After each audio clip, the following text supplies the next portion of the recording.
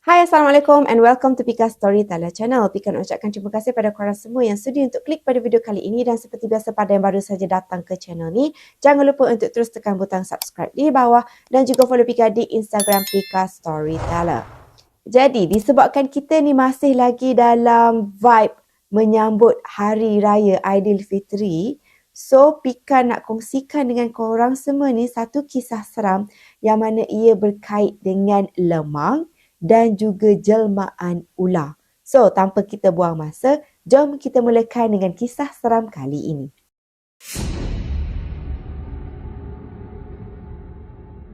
Dalam kisah kali ini ada seorang watak iaitu nama dia Hakim.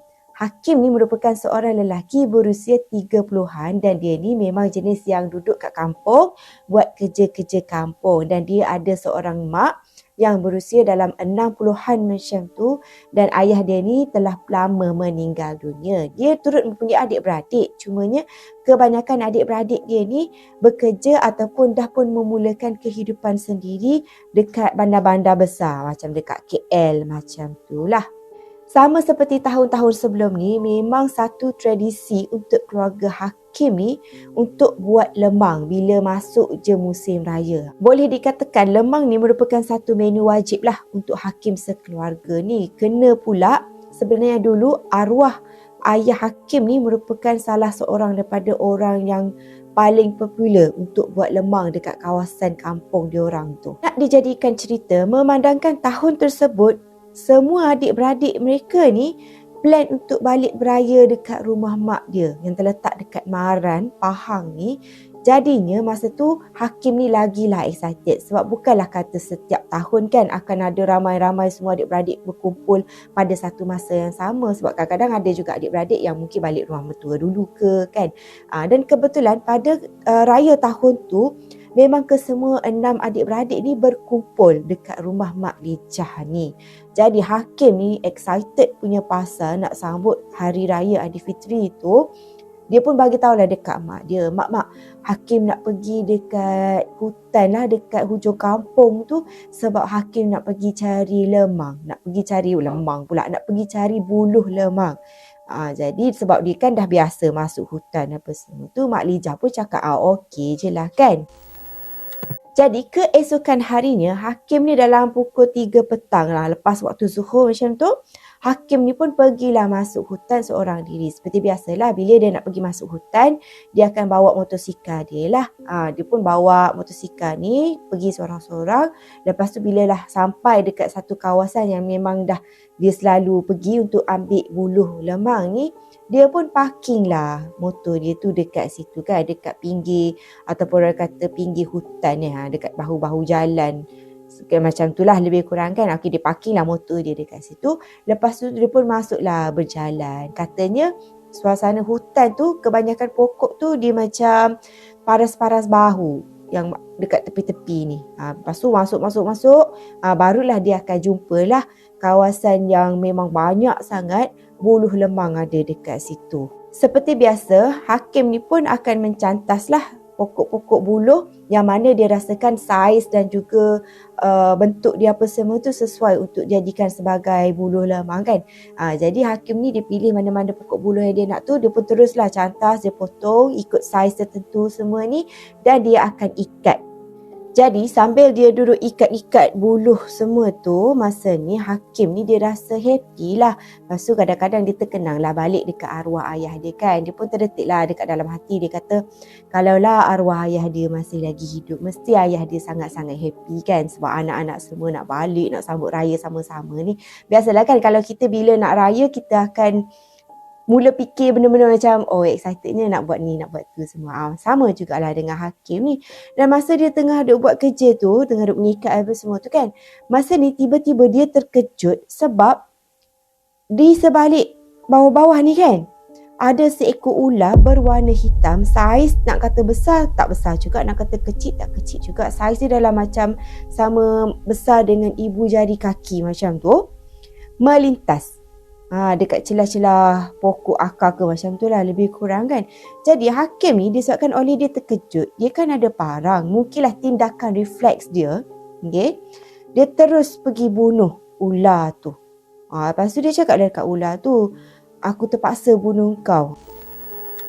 Lepas ular tu dah mati, hakim ni pun teruslah berjalan keluar sambil bawa buluh dia yang tadi tu. Dia berjalan keluar nak pergi ke tempat dia parking motosikal dia tu lah. Dan bila duduk berjalan keluar ni, sekali dia lintas dekat satu kawasan ni yang mana kata dia nampak ada banyak sangat pokok daun palas. Kalau korang nak tahu, daun palas ni yang buat ketupat tu kan. Inilah dia ketupat tu, daun palas tu kan. Macam ni lah.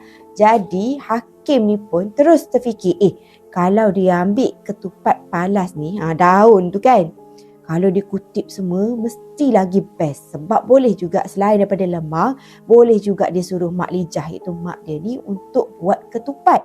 Macam tu lah dia duk fikir dekat dalam hati dia ni. Lepas tu dia pun dengan excited ni, dia terus ambil satu-satu. Kan daun palas ni, dia kan pokok dia macam berimbun macam tu kan. Lepas tu kita kan kena pilih pucuk ke macam tu lah. Yang tertentu je lah. Bukan kata semua kita boleh ambil. Yang tertentu je kita boleh ambil. Untuk sesuai, untuk dijadikan sebagai ketupat palas ni. Masa ni, hakim ni dia datang satu perasaan yang macam tamak tau. Sebab dia tengok pokok tu macam cantik je daun dia semua, nampak segar semua kan. Jadi masa tu dia pun terus fikir, alang-alang aku jumpa pokok ni kan, baik aku ambil semua. Dia macam tu, dia datang perasaan tamak dia ni. Lepas tu bila dah selesai ambil semua daun palas tu kan, hakim ni pun berjalanlah keluar. Dia tengah duk mencarilah kat mana dia parking motor tu tadi.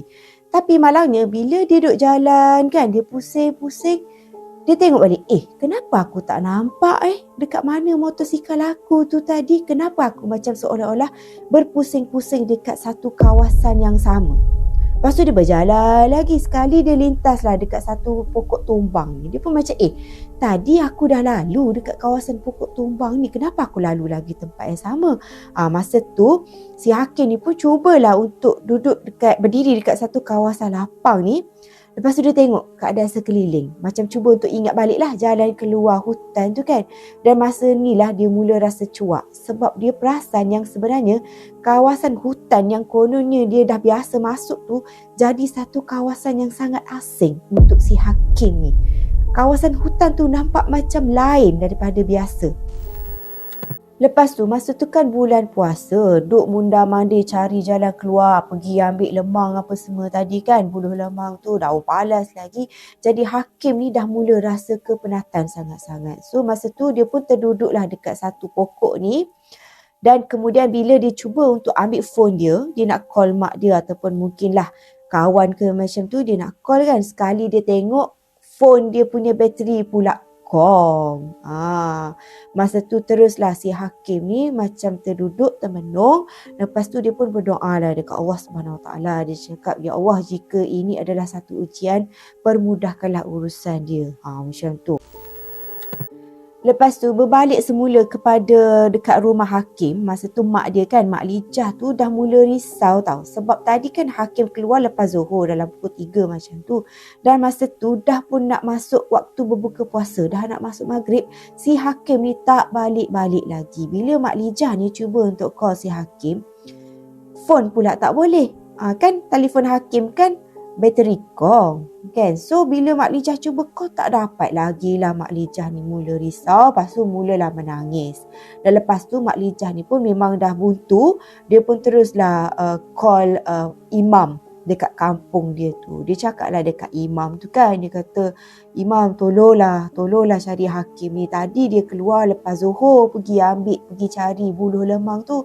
Tapi sampai sekarang dah nak maghrib tak balik-balik lagi si hakim ni. Kata Mak Lijah ni kepada imam tu.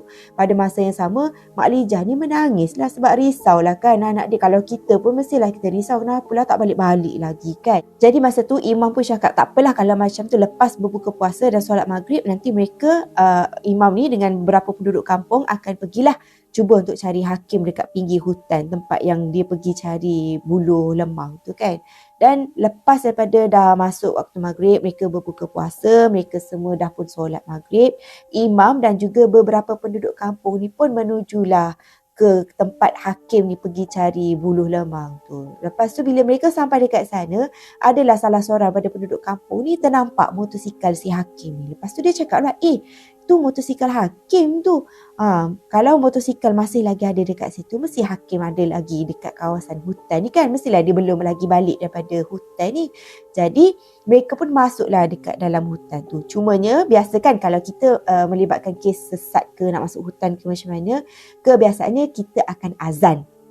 Jadi imam ni pun sebelum mereka semua ni melangkah masuk dekat kawasan hutan tu, imam ni dah awal-awal azan. Lepas melaungkan azan, mereka semua pun masuklah dekat dalam kawasan hutan tu. Mereka carilah si hakim ni, cari tapi tak jumpa tau.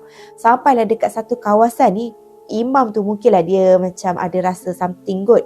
Dia kata, okey, semua orang kena berhenti dulu dekat situ sebab dia nak azan lagi sekali. Lepas tu imam tu pun azan lah lagi sekali dekat dalam hutan tu. Dan masa tu lah Alhamdulillah Allah pemudahkan urusan mereka. Sebab tiba-tiba salah seorang daripada penduduk kampung ni tiba-tiba ternampak si hakim ni duduk bersandar dekat satu pokok ni. Memang keadaan hakim masa tu memang dah lemah sangat lah.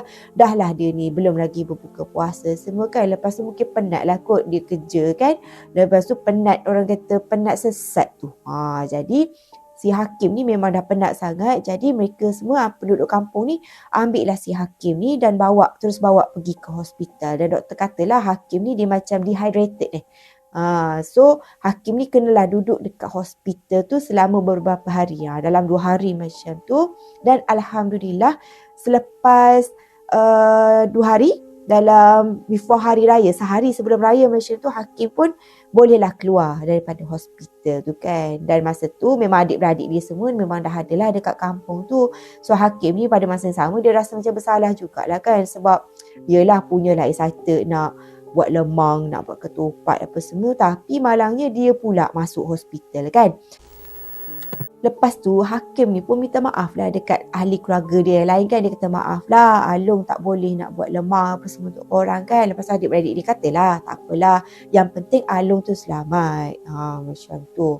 Dan lepas tu Mak Lijah ni pun cakap lah, tadi Along cakap pasal lemang dengan ketupat, kenapa pula ketupat kan. Lepas tu hakim cakap lah hari tu kan dekat dengan dia sekali pada hari tu kan ada lemang dengan daun ketupat, daun palas tu. Lepas tu Mak Lijah ni pun cakap, hari tu orang kampung jumpa dia ni yang ada cuma lemang je, buluh lemang je ada, daun ketupat palas tak ada pun dengan hakim. Lepas tu hakim ni mulalah macam fikir balik, ke sebenarnya tu merupakan satu teguran untuk si hakim ni. Satu mungkinlah sebab dia bunuh ular tu. Mungkin ular tu bukan ular biasa tapi mungkin jema'an. Lepas tu yang kedua kan, dia nampak ada daun palas apa semua. Lepas tu dia kan tamak, dia pergi tebang semua kan. Mungkin jugalah tu satu ujian lah untuk hakim ni masa dekat dalam hutan tu. Jadi masa tu Pak Imam tadi pun ada cakap jugalah, mungkin ada sesuatu yang tak suka hakim masuk dekat dalam hutan. Ataupun mungkin hakim ni ada melanggar pantang larang lah semasa berada dekat dalam hutan. Sebab tu hakim ni sesat. Tapi Alhamdulillah lah dia sesat macam kejap macam tu je. Tak adalah dalam 2-3 hari sesat ke pun, tak adalah kan. So, apa pendapat korang tentang kisah hakim kali ni? Seperti biasalah, Pika nak tahu apa pendapat korang dan bolehlah komen di bawah. So, itu sahajalah video Pika untuk kali ini. Kita jumpa lagi in my next video. So, see you soon. Bye.